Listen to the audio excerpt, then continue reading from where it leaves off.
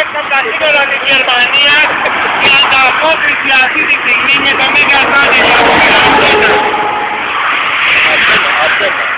Βλέπετε Αρτένα, το μεγάλο channel. Όπως βλέπετε είναι παράλληλα με την παραλιακή οδό. Και εδώ λίμνη και καλά από μακριά. εδώ έτσι. Λίμνη. Και αναμένω τους γάβρους. Τι αναμένεις Ρε μην είναι 5 να πάρω το δίκανο. Ρε μην είναι 20 να πάρω το κανόνι.